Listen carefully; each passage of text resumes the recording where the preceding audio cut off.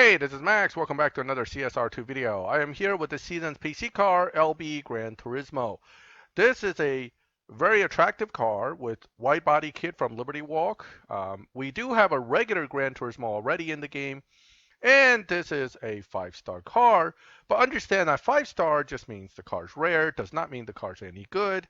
And in this case, this is a not so good 5-star car as far as I'm concerned. We'll get into that in a separate video.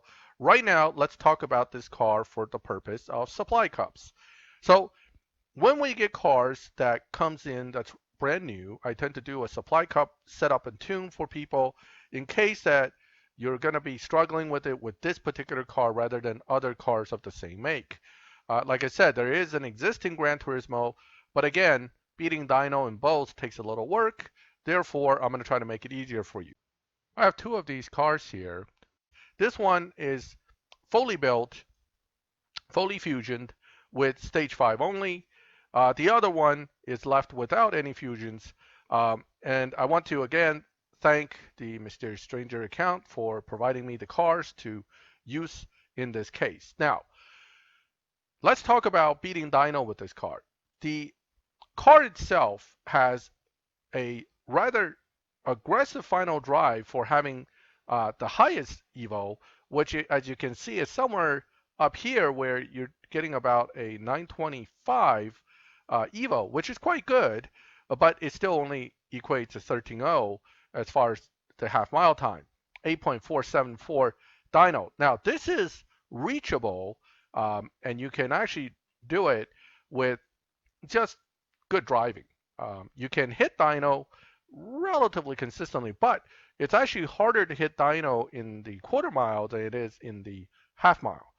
We're going to do a half mile run just to kind of show how the car can hit a little under dyno in the half mile, which isn't a bad thing, but it is very marginal under dyno.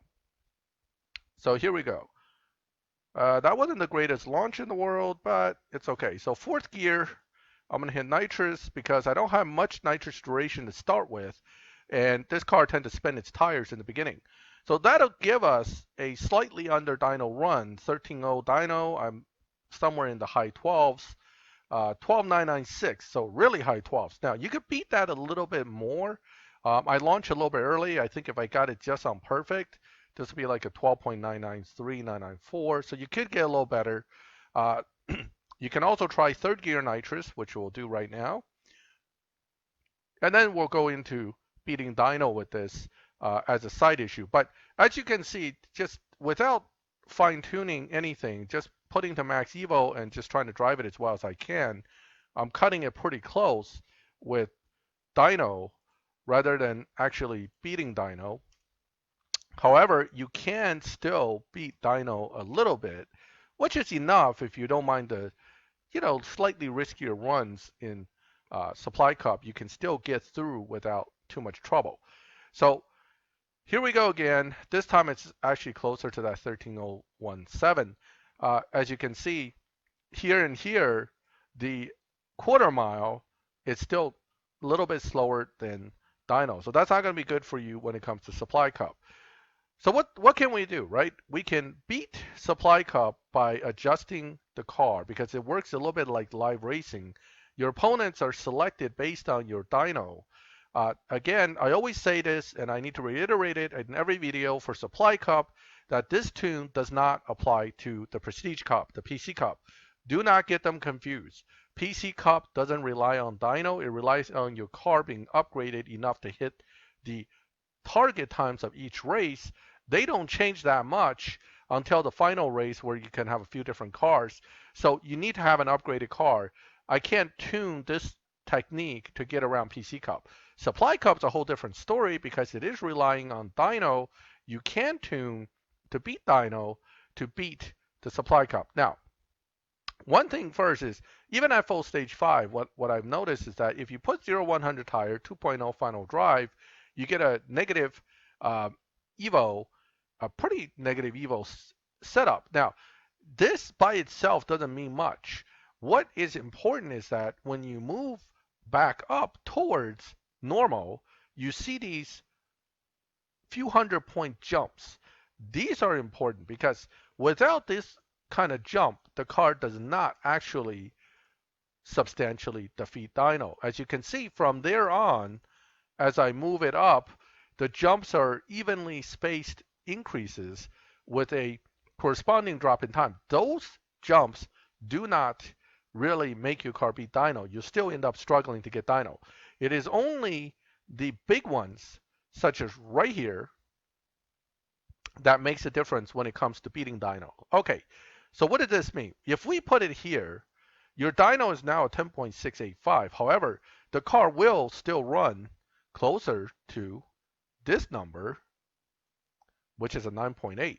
That's a pretty substantial difference, giving us a huge margin of error for beating dyno and therefore making supply cups and the supply cup runs very easy. We care about the quarter mile, not the half mile, because supply cups are quarter miles. Let's take a look and see what happens here. Now, with this kind of a Evo drop, a grip-based Evo drop tune, you don't want to launch perfect. You get 0 RPM drop and would struggle to run dyno. Where you want to end up is the needle should end up right around here. And as far as the way I launch the car, I do a needle drop, which means I just launch it as soon as I see one, and I usually end up right around 5,000. You can hit nitrous a little bit after the car hooks up a little, and off you go. You're going to beat dyno by a substantial amount. That is about a 5/10 drop from what dyno is. Well, maybe not. 3/10. Okay, so 10.6, 8, 10.7 almost to 10.2, so about 5/10. Okay, now I can probably do better if you actually, one way to do it is you can drive it by launching the same way but not hitting nitrous too early. Actually let the car run out of its gear a little bit and then switch to second gear nitrous. That's another way to do it. Or you can hit nitrous right away and try to get something going there. So you could do it this way where you let it go a little bit, then you hit nitrous and use that push in second gear to potentially run a little bit faster. That'll get you closer to 10.0 rather than a 10.1, and there it is. Okay, so that's about 6/10 under dyno. So you're not going to have a problem beating the supply cup with that amount of a difference. You're going to face T1 cars or T2 cars at most, maybe a slow T3 by the last few races. So that's going to cruise your way through. However, this is a fully fusion car at stage 5. What if I have a car that doesn't have any fusions? Well, the strategy still works in theory, but it goes back again to this. Depending on what upgrades you have, and now you don't have the fusions, or you have variation on fusions that doesn't necessarily allow you to trigger that major drop at a certain point, it changes the way you have to tune. Notice this car I don't have tuned to 2.0 because you don't have enough upgrades to go to 2.0, which will stay at 999. You don't want 999 the whole extra way here because it just makes your car slower.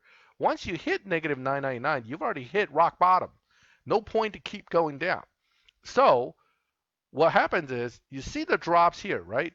Yes, you see them, but notice how they're evenly spaced. Again, as long as they're doing this, that's not going to help you. You need to hit the big one, and that's right there. From 6.7 to 6.6. That's a bigger drop. Now, again, I'm using 0-100. Nitrous doesn't really matter too much here. Shorter 2.5 is fine. That's where I had it before. Now, another point to note about this is, let's go back to the setup.